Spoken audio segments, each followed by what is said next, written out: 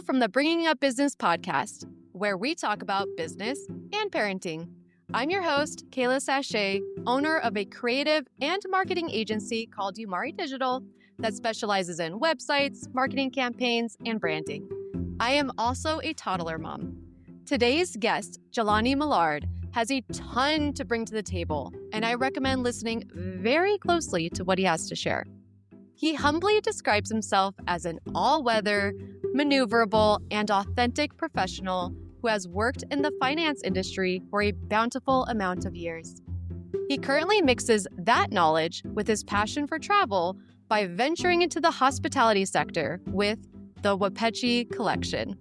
He recognizes that in order to operate and deliver outstanding results, it is vital to have a balanced team, efficient project management, and crisp data analysis. Jelani, I look forward to chatting with you, and welcome to the show.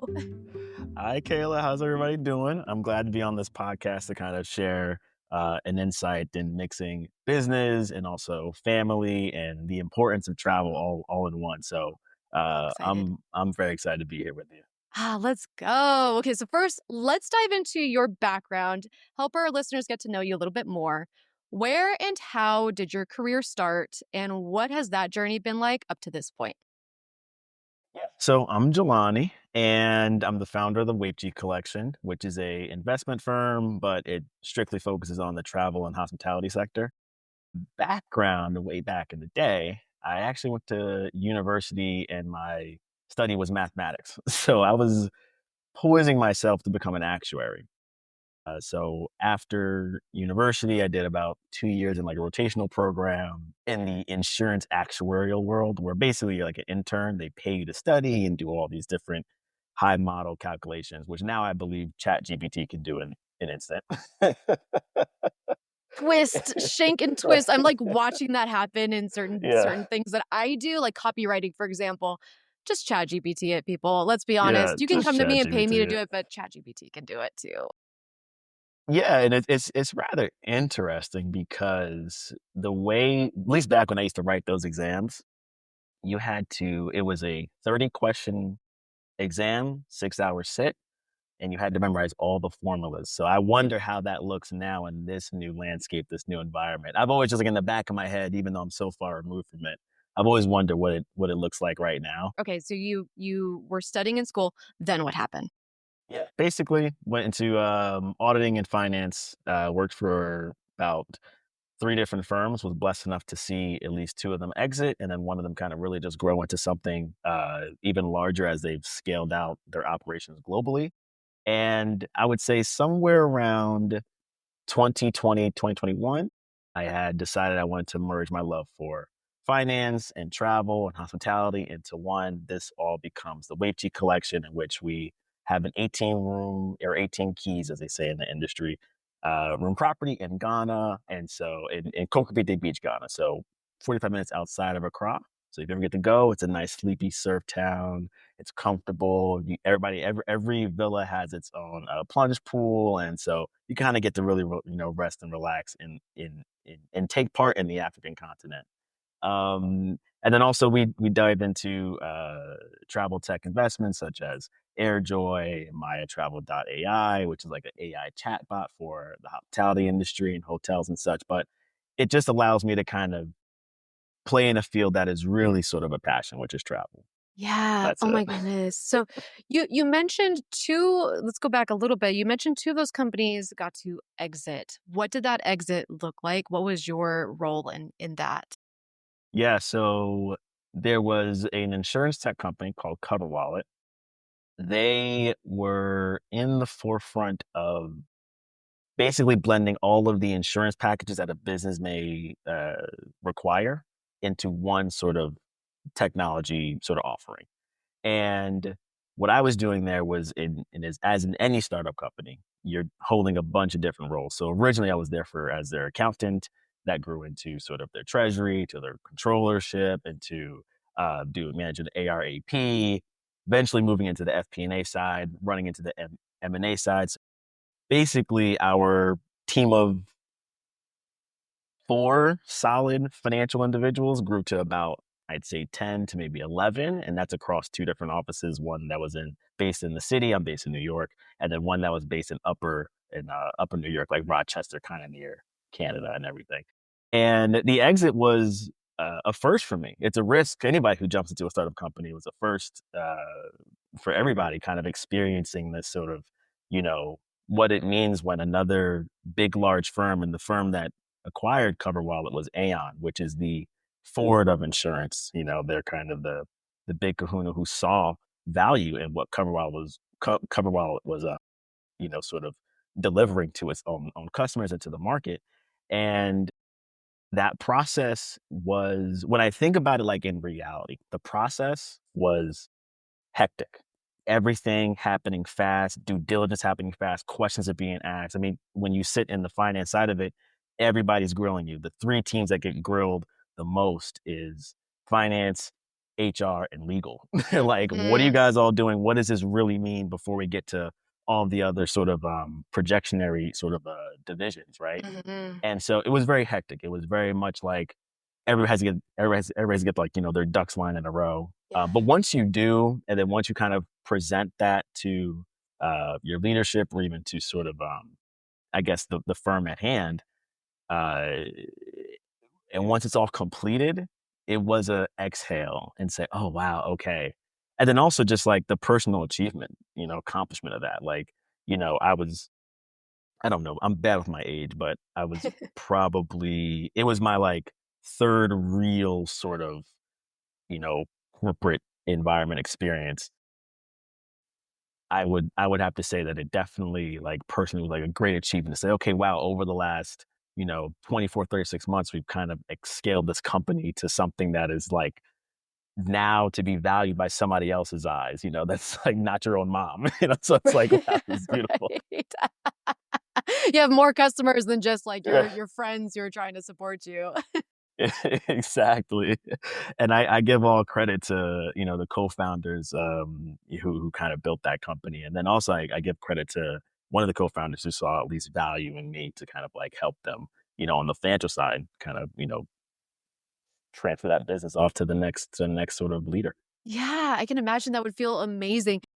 Earlier you mentioned wearing many hats being in a startup, and I giggled to myself because I remember being in a situation at my last, and I wouldn't say only 9 to 5. I worked 9 to 5 before that, but the last one before I jumped ship. Yeah. And it was like I was doing design. That's why I initially entered. But then now I'm answering phones and doing AP or AR, and now I'm doing shipping. And it was like just more and more being piled on because like the skill set allowed for that to be able to happen.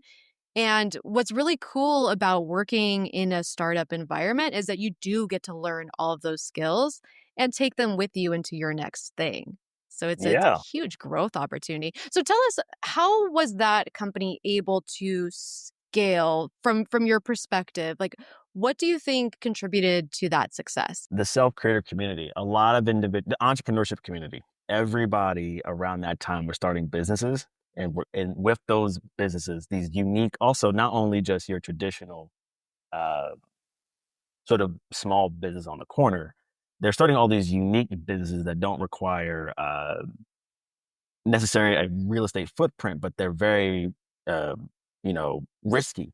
And now there's a need to have insurance and need to make sure you have, your general liability insurance, make sure all these little things you've now intaken employees. And so you have to have their sort of insurances covered. All these different sort of elements become kind of start pouring into the market. And so that was where I really saw the value proposition with CoverWallet as like, hey, you're tapping in to something that is almost a zeitgeist. Like, this is not, I don't know if it's maybe a mentality shift for a lot of individuals who are like, instead of them trying to fit themselves into some other organization, they rather just start their own. And with that comes all the different regulatory requirements, such as having insurance. And that's a way for a firm so large as Aon to tap into this, and also to do it without having to expense all of the technology that would have been required for them to build such a seamless product for potential customers. Like, this is something that they can already get into. It's already developed. It's already proven it works. And yeah, it's just an easy way to sort of buy into this new sort of market. Yeah, yeah. It sounds like they were listening to what the market needed and they helped fulfill that need in a very seamless and easy way for their customers. It's like business 101, right? Yeah, it is. It is, instead of, if look, sometimes if you see somebody doing something great, instead of trying to compete against them, it might be Mhm. better to join up with them. Mhm. And so, Yeah. yeah. Yeah. No, it's true. It's true. Why reinvent the wheel? The wheel's already been invented. There Go it link is. up and make it work. Yep. Or if you're going to go in a different direction, create your own blue ocean and create a completely different product and Yes. disrupt the industry. So, beat them or join them. Beat them or join them is kind of, yeah, the same old adage there. Yeah, so I completely agree. It's easier to do it that way because it's such a learning curve to build something on your own, even for a company that, with that sort of amount of power and market cap. I mean, to spend that money. Look, not every company can be Apple where they build everything internally and want to sort of, figure it out and then come out with a bang. Like, not every company has that time to do that. So if you take advantage of the innovation that's within this country, within also this sort of economy, you might as well tap into these innovators who have sought it, who figured it out. They went through all the problem solving sort of case studies and scenarios to say, all right, here's a neat end product that um, with maybe, your input or even touch, we can even make it better. Yeah, yeah. I'm hearing another fundamental there where instead of so it, when we go into business for ourselves, whether we're freelancing or we're starting a business with employees, a team, sometimes we can get caught in the trap of thinking, okay, it's cheaper if I just DIY it, right? And part of DIY is that spending the time and the energy to learn all of the things in order to be successful in whatever that arena is. When instead, if you have the capital, just deploy that. Delegate somebody else who's way smarter than you to do it. Yeah. Yeah, It's part of community. I mean, it's the reason right, why we do go to the auto mechanic to say, hey, look, there's something wrong with the car. right. I don't know. I don't have the wherewithal knowledge to be able to fix it or even diagnose it. You took time to understand this, everything. I trust you. Therefore, I'd rather you guys, deliver on this service. And it's not, that's just kind of the bare bones sort of like, sequence. I think that's what it kind of serves instead of like trying to, solve your carburetors yourself, whatever it is in the car. You'll be there for years trying to figure this out. Especially a carburetor. We don't see those anymore. So if your car has one of those, yeah, you need somebody Yeah, specialist to go to. yeah. No, There you go. See, I don't know. So it's no, like, that's a great analogy. So, okay, fast forward. Now we're starting Wapechi.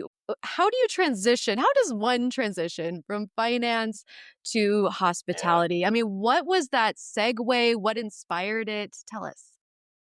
Okay, what inspired it for sure was I grew up travel. My parents, thank God, we grew up modestly, but my dad is effectively was like a salesperson, so he'd get a lot of points. So when we did travel, I always joke and say we were like the Kardashians. They would roll the red carpet out for us. So, it felt pretty good to kind of be on the other side of the fence there. So we traveled a lot when we were younger. So the bubble was burst very early. So I kind of, was like, oh wow, this is very interesting. I like exploring other different communities and cultures and stuff like that. And so as I grew older, I tried to continue the tradition. Not so much in college. I was broke as a joke. But then a little bit after college, when I had a little bit of disposable income, took my first solo trip to Iceland, took a few other solo trips, like just a little bit like to DC and stuff like that. Um, it just stayed with me. I like being in new environments, things of that nature. When it got to, well, let me go a little bit back. Anytime we travel, we stay at really nice hotels, again, due to the travel velocity that my dad was able to kind of monetize.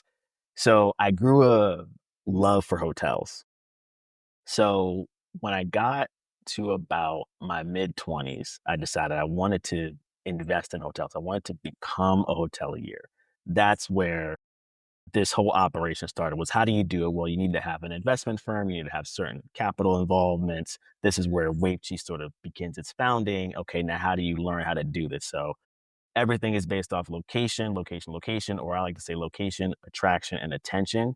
Find a particular market that you like. For me, I just saw that Ghana was really on a hot streak, and this is where I would love the first investment for the Wapechi Collection to sort of um, stake a claim. And that's kind of where it works. So we have a great capital partner out there, Matt Capital, that also sort of partners with us in this investment. 18 keys, beautiful villas. We built them roughly within about a year or so, year and a half.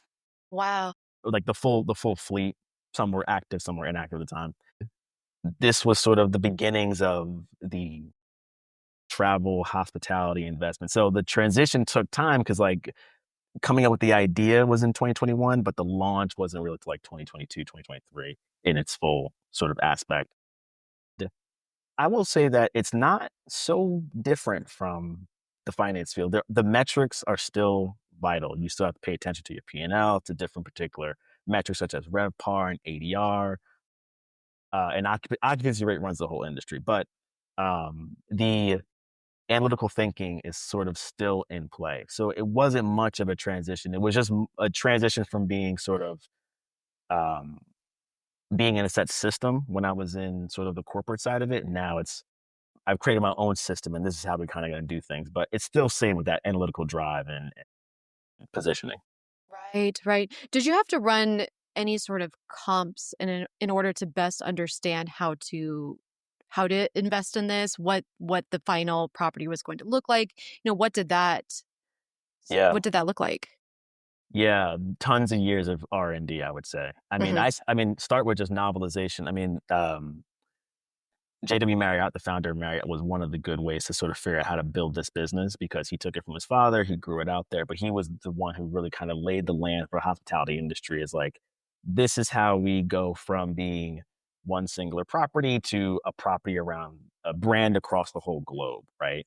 And so that was kind of the foundation. But within just the history of Wapechi, with Ghana, we're looking at the area around. So you got to look at like the comps around other different hotel or B&B properties sort of in the area, but also taking into account the truth, the Gahenian tourism metrics.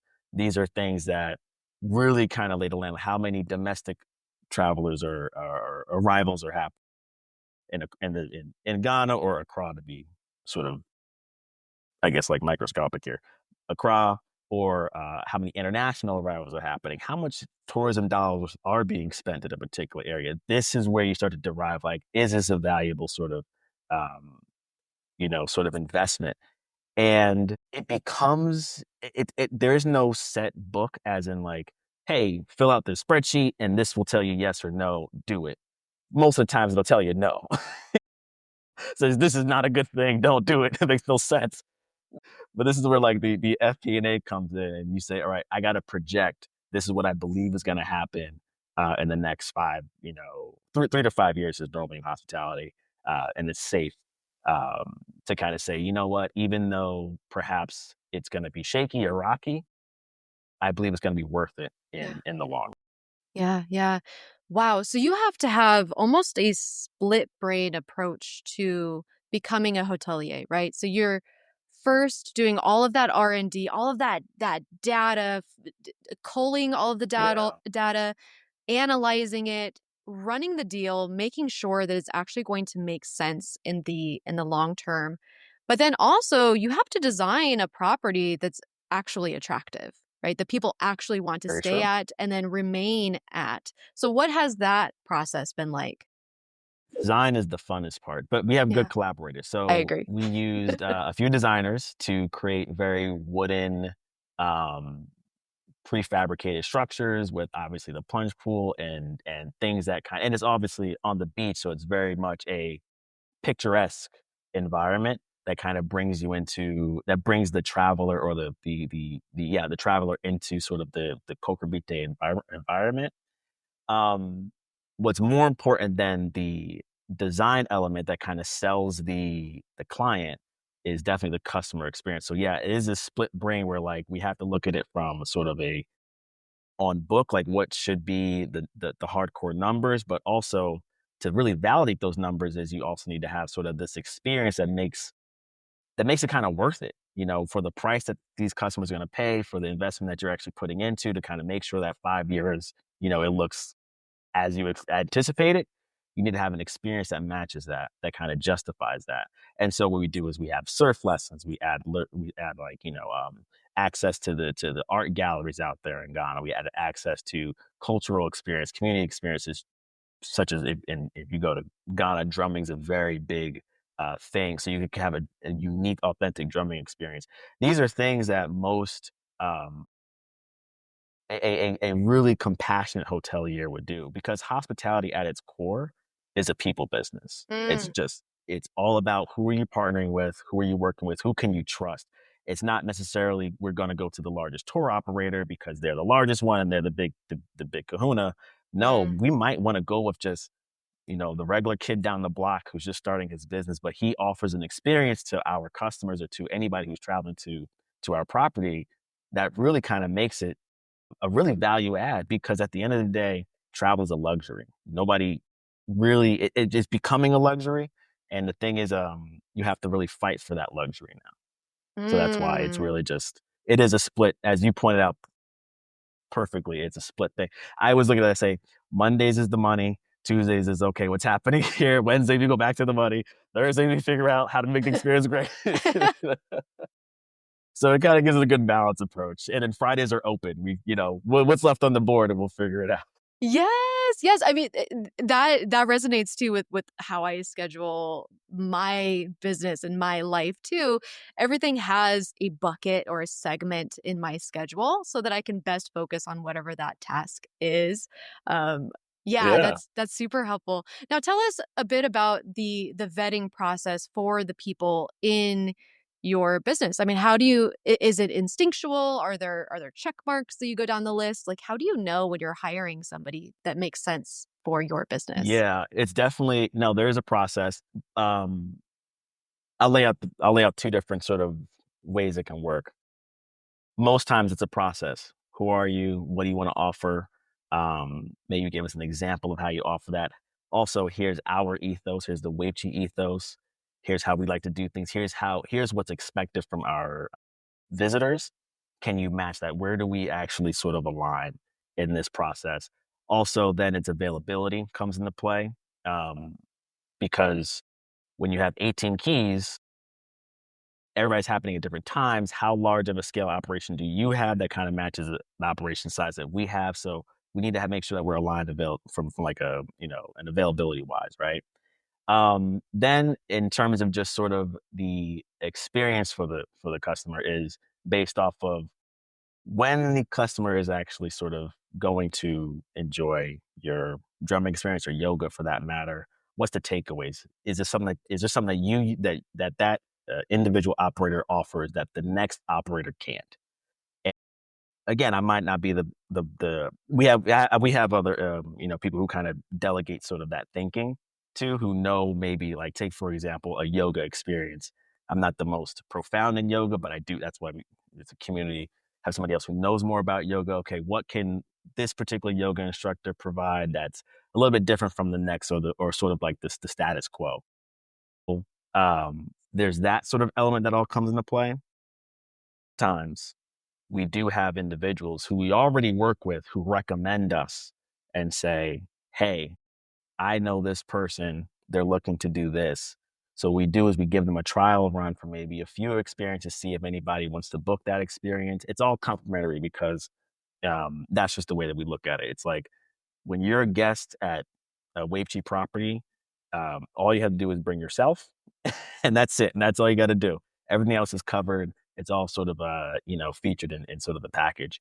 And so, if somebody wants to sign up for that experience and sort of give it a try, great. If we're starting to see, hey, look, this is ticking up, then hey, you fall back into that first bucket of how do we make this actually work, so on a consistent basis. And also, it's better for us because it's better to have long-term partnerships you rarely don't want to, do a sort of, it's not the most ideal to offer an experience for such a short time, or, you're having too many experiences.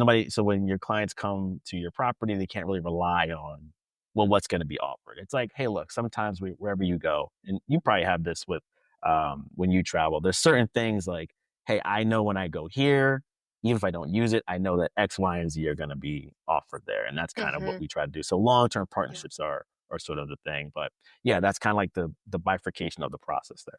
That makes sense. That makes sense. And I love your approach to luxury in bundling everything together. Your client just has to show up. That's it. The guest shows up. Everything else is like a buffet, right? They can just pick and Everything else is choose, a do buffet. whatever they like.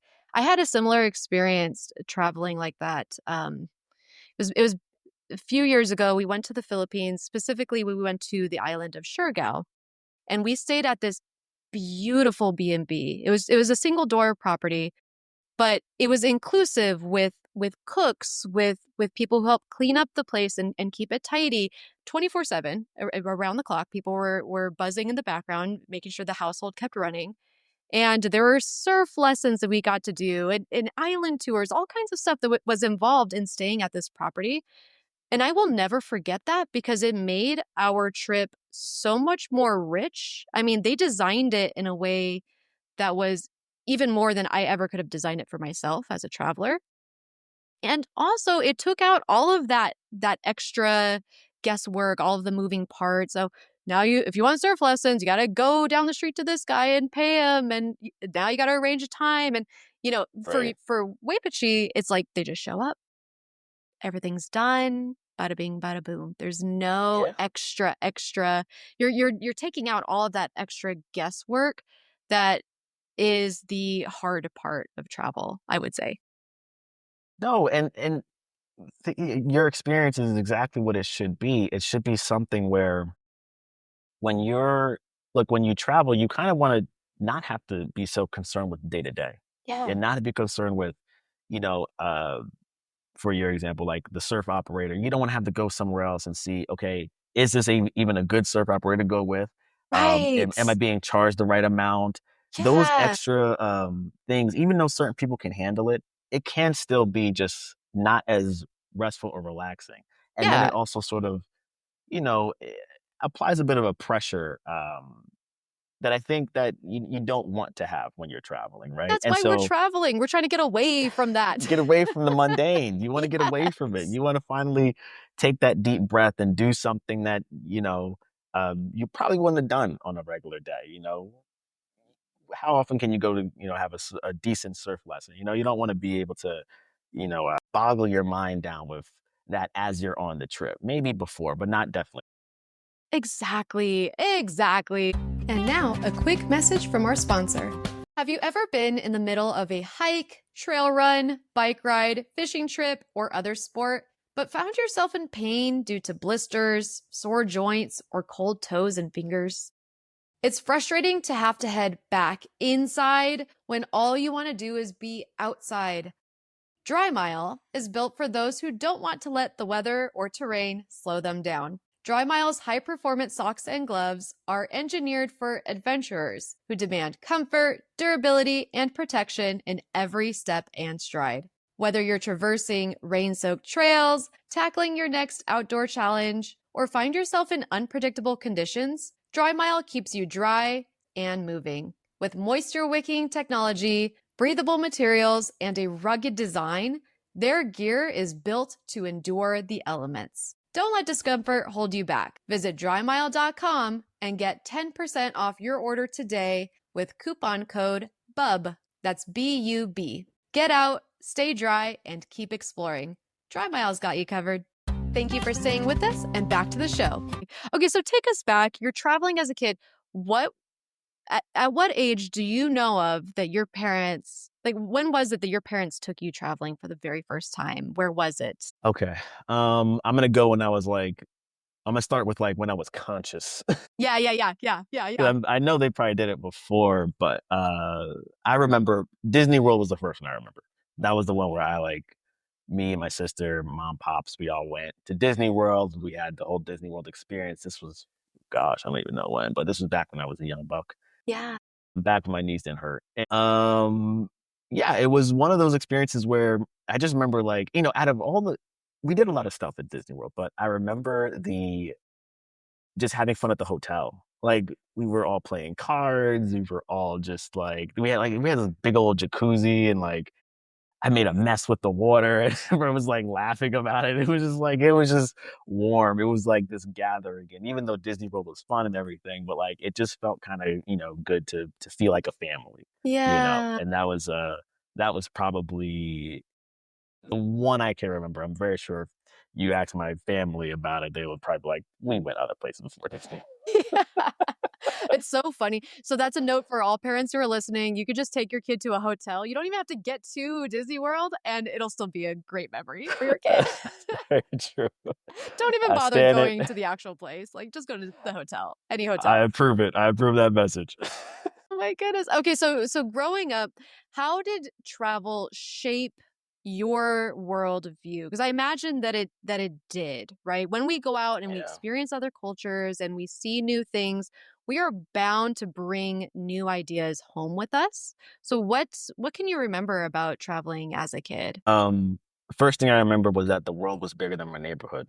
Ooh, I was, because when you're younger, everything just weighs a lot more. Your friends weigh a lot more. Everything that's happening around you is just heavier. Homework, I don't know, whatever's happening in school, all this stuff. And you kind of become like sort of jailed in that. And you think like, this is it. It's like, all right, it's just me, my best friend, and that's it. And like, we're against the world. And then, but like, when the summertime comes and you get that 1 week and you kind of get to go away and go somewhere completely differently, and you're by yourself. I mean, you're with your family, but you're truly by yourself. You don't know anybody around you.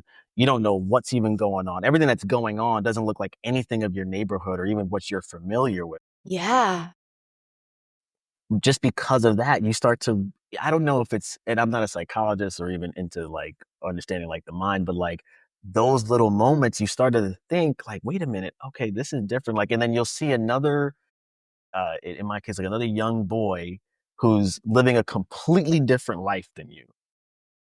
You're like, wait a minute, they don't go to they don't have Miss Becky for school, like their teacher. Like, this is a different whole environment. Everything's so unique. And I think it just creates a inner humility inside Yes. of all of us where um just because of that experience, the bubble becomes burst. I said that earlier, like the bubble becomes burst where you're not so attached to your day to day, and like you understand, like, okay, there's other things happening, there's other elements of organisms that are going on, and the world is bigger than just me and my family or me and my neighborhood.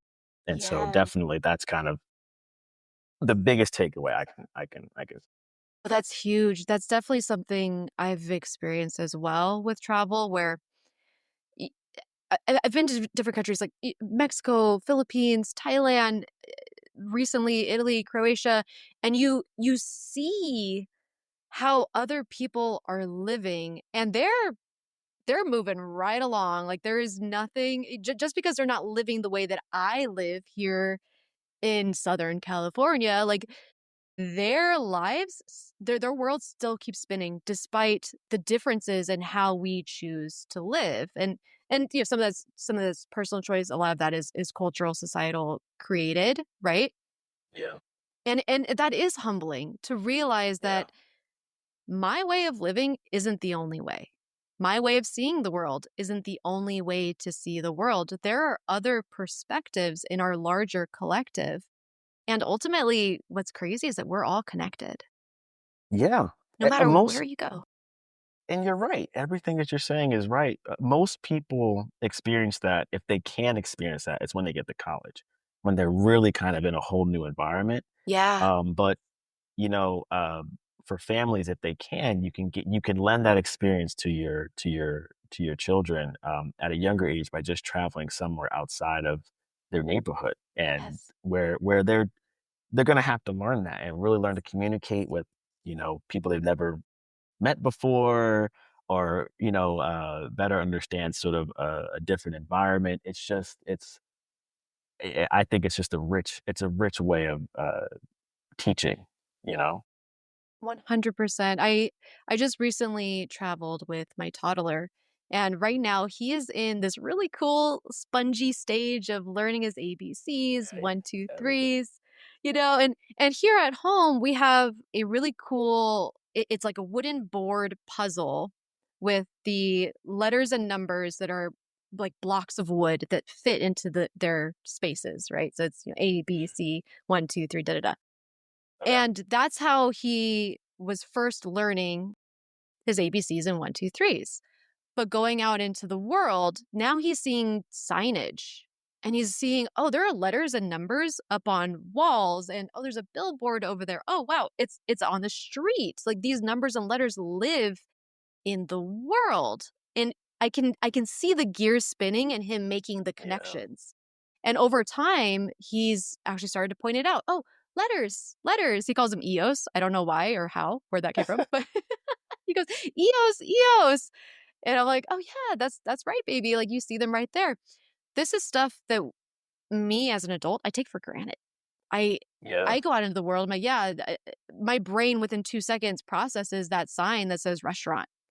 For him, Yeah. he's seeing the letter R, the letter E, and it's connecting those fundamentals in a very specific way. Now, Right.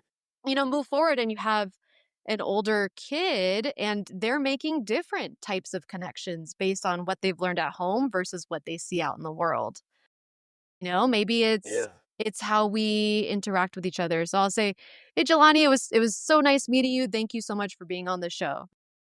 I go out into the world in a totally different culture, and say Jelani is now Croatian, right? Jelani, vala, which means thank you. It was, and I'll say maybe in like an English Croatian mix, like thank Yeah. you for your time today, right? But Yeah. but my kid gets to hear that and realizes, oh, the cadence of that conversation was similar to at home, but mom is still saying, thank you. This was a nice interaction. About Right? that. Yeah, So I didn't think about it from that way. Yeah, the cadence is very important, but like as you're saying, the translation from the board to the billboard or to the signage, they're the same sort of mechanism, but it's happening in different fronts, right? That's yeah, I didn't think about it from that perspective. But like even when how you say thank you in our dialect, maybe another one is different, and but you process like, oh, they're saying something that's very genuine and nice, and it sounds something similar to sort of what I've been used to or what they're used to, and so I agree with that. I completely agree with that. I didn't make that connection, so I appreciate that one. it's Yeah. interesting, right? It's so interesting to watch through the lens of a parent and see our kid figure out the world and their little brains. I mean, they're soaking everything up. Again, the EOS thing, I don't know where he got that from, but he got it from somewhere. He sponged it from Somewhere. somewhere. He got it from somewhere. Man, so tell me tell me about what your travels have been like recently and what the future of travel is looking like for you. So recently, I just came back from Frankfurt. We were out there for some business, but I guess like on a larger scale, it was Cape Town. I do frequent Cape Town quite a number. I do love South Africa a lot. But I would say being in Frankfurt was unique. One pickup I took from Frankfurt was how organized the city is. It was just beautifully organized. And let me tell you how beautiful. New York, and I think you're closer to LA. The airport was seamless. Airport process was seamless, and I was just enamored with how seamless this process that I'm so used to is like, uh, it's cumbersome, but it can be a headache for most. And so to kind of go to this other major city that it's it's a diamond for Europe to sort of go in and just have this seamless process go through was very impressive. Maybe that's just my little spotlight on Frankfurt's airport, but Frankfurt as a whole was very beautiful too. It is You a good know, one. I did just go through their airport. It is beautiful. I agree. yeah. There you go. Okay. So you know what I'm talking about. But yeah, no. In terms of Frankfurt, it was a wonderful city to be in. I don't speak German, but was able to sort of parlay a little bit, back when I was there just for a brief second. One thing I did appreciate though, and this is the importance of travel. One thing I took back with me was, I went to a cafe, ordered me a little bit of matcha. I love matcha latte, so I got me matcha latte, and they handed me a like a regular cup. So I was done, and they said, "Hey, when you're done, you don't have to throw it away or give it back. This is a cup you use. You go to the next cafe, and they'll wash it out, and they'll, if you want another latte, they'll fill it in there, and they call it Recup." Oh. And I said, "Wow, this is an amazing system." And it's because that they say, this is a way to reduce sort of trash, or even sort of, to reduce any sort of like yeah, it brings pretty much any trash. It's like it's a sustainability effort, right? And it was one of the things I said, wow, I just never had that in any other place that I was going. And I've been to other European countries, but I didn't get that experience. But Frankfurt had that, and done on a small scale. In this, Frankfurt's a small city, but it's done on a small scale, and I wonder if that can be extrapolated. But this is kind of like the point where of travel, where it's so important, because you can have that experience and say, maybe we can do this somewhere else. This is exactly how Starbucks was started. He goes into, I believe it was a French or Italian cafe, and wants to mimic that experience and brings that to the United States. And now you have Starbucks. So, that's why travel is important. So that was of my recent travels, but that is why I travel. Oh, that is such a great point. I had a podcast guest, Roger Beaudoin, who went to a Swiss pizza parlor, had the time of his life, and realized that the way that they did pizza was different from here in the States. He brought that concept back. You'll have to listen to his episode to learn more. He brought that concept back to the States, created a brand new concept restaurant, and it took off. And it's like that is the beauty of travel. You get to go out into the world, see how other people are doing things, get inspired, and apply that to your own life. Yeah, Oh, that is that's it. so That's the rich. that's the that's the that's the genius of it all. And what I think about the future of travel is, um, I think it has a lot more. I mean, look, there's a lot more growth in it. Of course, that's great. I still believe it's a luxury, and so I believe that there is going to be an accessibility problem. But I Yeah. believe there are solutions around that, and um, I preach that travel is just as important as education, as staying healthy, things of that nature. I think that travel should be right along that, like, back in the day, they gave us a food pyramid of like what you shouldn't eat and what you should eat. And like, this is kind of where I believe, travel somewhere on that period, at the very vital portion of that. Completely agreed. I think it's great for us as adult humans on this planet, and it's also really important for kids in helping to shape their worldview while their brains are still developing and they're starting to figure out how they feel about the world and people and systems and all the things. You mentioned accessibility in general to travel. It seems to be a bigger ticket luxury item. What are some tips or suggestions, if you have any, for families of modest means? I mean, how can we Yeah. get our kids out into the world? What does that look like? Yeah, I'm a big believer. So I'm a big believer. Don't do it on credit. Save your Oh, money. Save as okay. much as you can, Yeah. um, and start small. So travel doesn't mean you always have to go to. I'm not saying for you to go to the Vatican tomorrow. You can start with national parks. National parks around here are free. If you take a nice little flight to DC, the museums are free. Um, these are things that you can do that are within relative balanced budgets. Uh, Look, you go to Yellowstone; it's one of the most majestic parks to be in. I mean, the vast uh, uh, landscape, but also just the environment with all the varying animals and interactions, and also like you can do a tour with a bunch of, again, people you don't know, when you're all hiking somewhere God knows where, but you're with different people of different ages and sorts, and your child can be hanging out with some other kid who's like having a whole different experience from somewhere else, and there's an interaction that didn't have to cost you a flight or even some luxury hotel, right?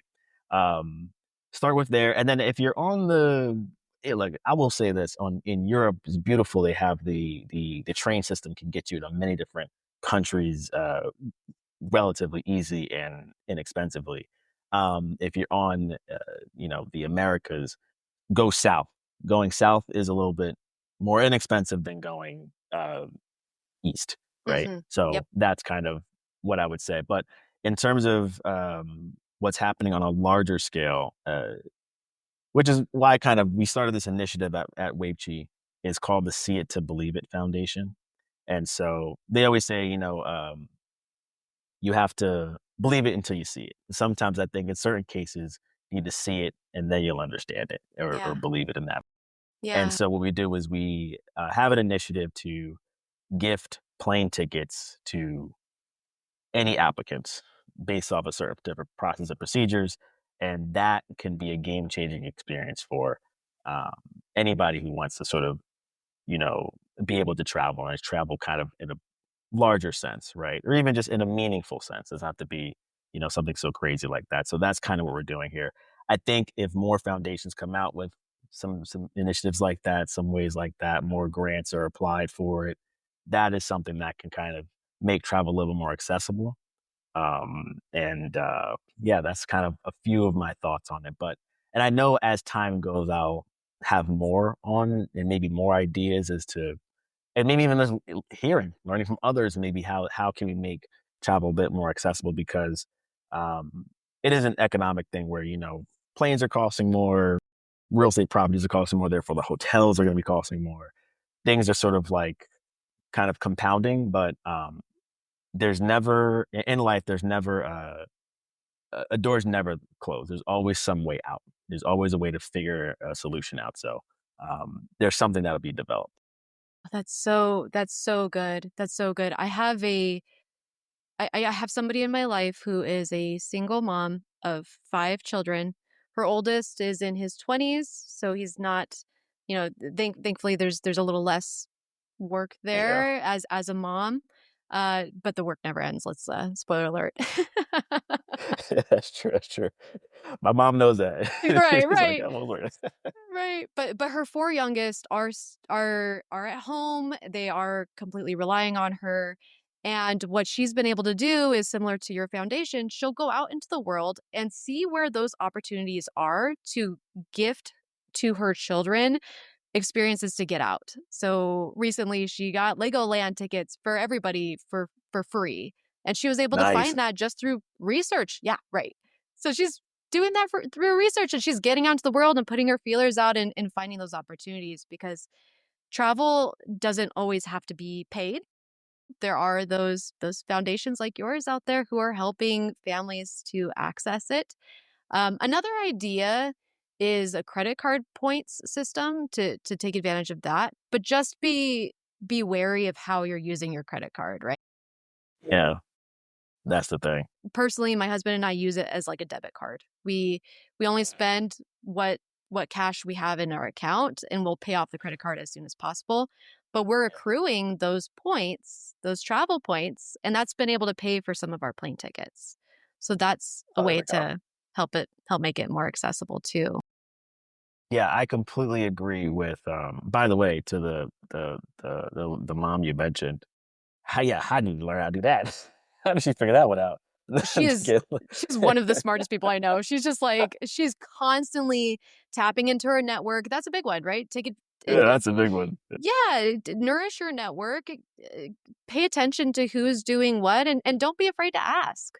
She Yes, is exactly. she is so inspiring in that she will ask people for help if she needs it. So, Yeah, there's I so love much that. And yeah, so many good definitely use the things. points if you can. But yeah, I agree with your method. As long as you treat your credit card like it's a debit card, you'll be fine. Yes, that's a big one. That's important. That's the most important one. Yeah. Yeah. Well, Jelani, it has been such a pleasure chatting with you. I hope to have you on the show again in the future. But in the meantime, be well. Enjoy all of the things that travel has to offer. And also, where can people find you? Where can they find Wapechi? Where can they find your foundation? So it's all on our website. So wapechi.com, WAPECHI.com. You'll find everything there. You'll find all my links. You'll find all of our partners' links, and also even the foundation See It to Believe It is on there as well. So simple as that. Beautiful. Thank you so much. Thank you, Kaila. I enjoyed it. Thank you for joining us on Bringing Up Business. If you could, please take a moment to subscribe to and rate the podcast on Apple, Spotify, or wherever you get your podcasts. You can follow us on Instagram at bub.podcast. That's BUB.podcast. Finally, we'd love to get your feedback. If you have a comment or a guest idea, please let us know on our website, bringingupbusiness.com. Until next time, thanks for joining us. Say bye-bye. Bye-bye. Say bye-bye. See you later. Bye-bye. See you later. This recording is for informational purposes only and should not be considered business advice. Opinions expressed are as of the date of recording and are subject to change without notice. The views and opinions of guests on this program are not necessarily those of Umari Digital and its affiliates, which together we refer to as Umari Digital. Umari Digital is not affiliated with guests or their business affiliates unless otherwise stated. Umari Digital does not guarantee the accuracy or the completeness of the data presented herein. This recording is for informational purposes only, and the information, data, analysis, or opinion it includes or their use should not be considered business, financial, or legal advice. Umari Digital shall not be responsible for any decisions, damages, or other losses resulting from or related to the information, data, analysis, or opinions or their use. All business decisions are subject to risk, including possible loss of capital. Individuals should seriously consider if a decision is suitable for them by referencing their own financial position. Thank you.